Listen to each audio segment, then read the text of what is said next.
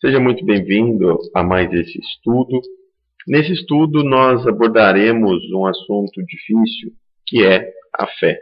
E para isso utilizaremos de 3 trechos do Evangelho: Mateus, de Lucas e Tiago. Então o primeiro trecho está lá em Lucas, no capítulo 7, versículos 5 a 10. E disseram os apóstolos ao Senhor, aqui era Jesus que estava com eles, e eles lhe pedem, acrescenta-nos a fé. E disse o Senhor: se tivesseis fé como um grão de mostarda, diríeis a esta amoreira: desarraiga-te daqui e planta-te no mar, e ela vos obedeceria.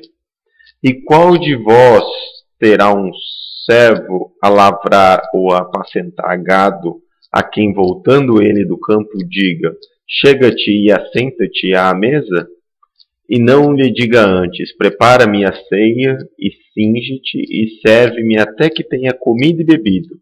Depois comerás e beberás tu?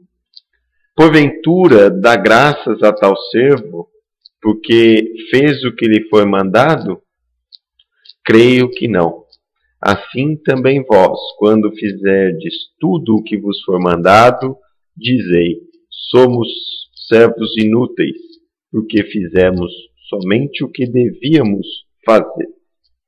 Muito bem, aqui Jesus está nos falando que a fé ela tem um poder inimaginável, né? Ela nos propicia condições de fazermos coisas enormes.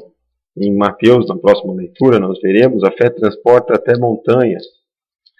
É claro que a fé não se desenvolve de uma hora para outra, ou ela não pode ser transferida, assim como seus apóstolos o queriam, né? Que Jesus os acrescentasse fé. A fé, ela é como uma virtude, precisa ser conquistada com esforço, dedicação e perseverança. E com certeza, e o texto também nos fala na segunda parte, é necessário trabalho incessante no bem para que a gente possa desenvolvê-lo. A pessoa que tem fé desenvolvida, ela confia em Deus, confia no amor de Deus, né, para conosco, na providência, sabendo que tudo aquilo que nós passamos tem algum objetivo, tem alguma causa, e de que de qualquer forma serve para nosso aprendizado. Mas a pessoa que tem fé em Deus, ela também tem fé em si mesma, porque ela conhece os próprios limites e a capacidade de ação que lhe cabe. Então a fé legítima, ela nos dá uma espécie de lucidez, que permite que a gente veja em pensamento a meta que nós queremos alcançar, os meios de chegar lá, e com certeza a confiança de que Deus vai nos favorecer e nós mesmos poderemos traçar esse caminho e chegar lá. Já a pessoa orgulhosa, ela não tem condições de ver, de entender as suas próprias limitações, né? O que dificulta é ela conseguir estabelecer metas, o que dificulta até mesmo a traçar os caminhos. Já essa fé, ela não pode ser vista como sendo somente a fé em Deus, mas também a fé em si mesmo. E ao nos conhecer é possível traçar essas metas para nós. Aqui, análise do texto, que nem nós falamos, não é possível se prescrever e impor. Algumas pessoas, muitas vezes nós, ficamos esperando que a fé venha ao nosso encontro.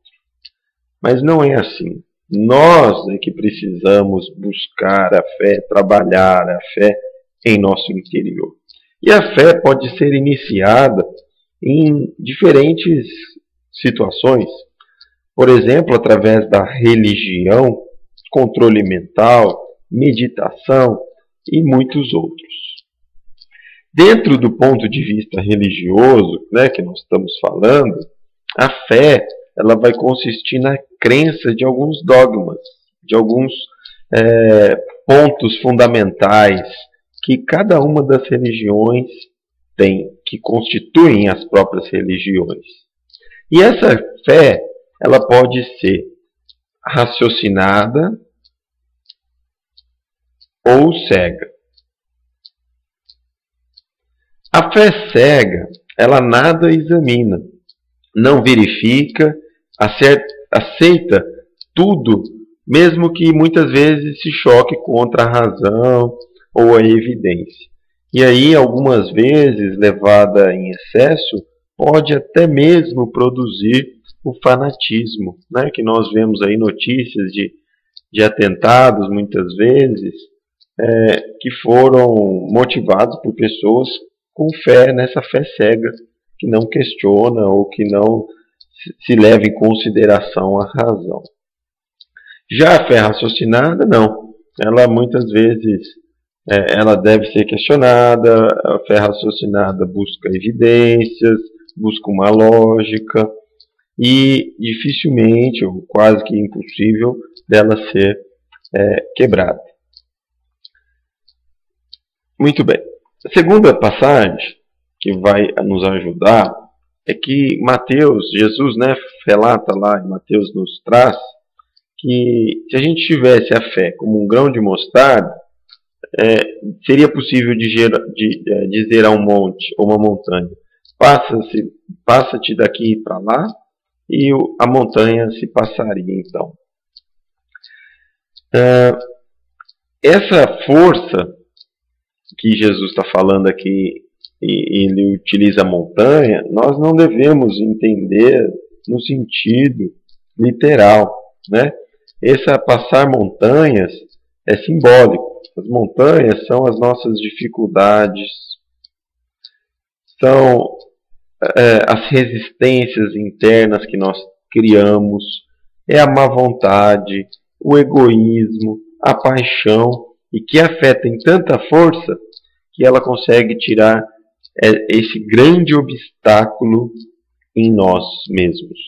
Então, a montanha que Jesus nos fala são essas dificuldades interiores que a fé, com certeza, ela é necessária para tirar. Por isso que a fé é tão importante para o crescimento espiritual.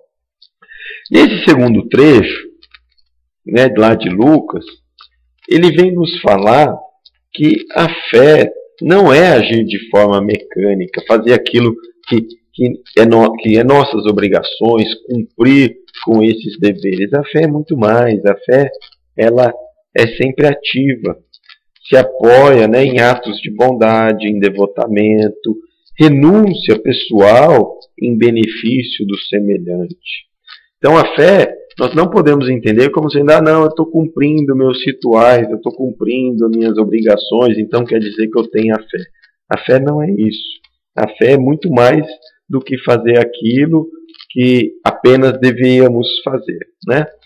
E aí Tiago, no capítulo 2, versículo 17, ele fala muito bem isso. Assim também a fé, se não tiver obras, é morta em si mesma. Então, que a gente faça essa avaliação. Será que a fé está trazendo obras vivas na minha vida? Eu tenho conseguido ser uma pessoa melhor a cada dia? O que eu posso ver de resultados que a fé tem me trazido? Se não encontrarmos essas obras ou essa transformação pessoal, com certeza a nossa fé ainda ela precisa de desenvolvimento, né? Porque uma fé sem obras, ela é uma fé morta. Então, esse estudo nós tentamos entender um pouco a fé, como Jesus coloca, que a fé não é uma coisa que é rapidamente adquirida, né? Os discípulos queriam, mais de uma vez eles pediram isso para Jesus, mas não é possível falar, fulano, então agora você tem fé. A fé é uma conquista, nós que devemos buscá-la, nós não podemos ficar esperando a fé. É possível adquirir fé em diferentes caminhos. Um deles é a religião. Dentro da religião consiste em alguns dogmas ou fundamentos que cada religião tem e que nós vamos ganhando confiança e crenças sempre fortalecedoras, né? Que nos impulsionam em Deus, por exemplo, ou nas dificuldades da vida, que são temporárias, são crenças desse tipo, que nos fortalecem cada vez mais, nos aproximando de Deus. E Tiago nos lembra que essa fé, ela tem que mostrar frutos. Caso contrário, nós estamos apenas cumprindo o que é nossa obrigação, os nossos rituais, e não é possível, então, ver obras vivas, ativas dessa fé que nós cremos. Obrigado a todos e até o próximo estudo.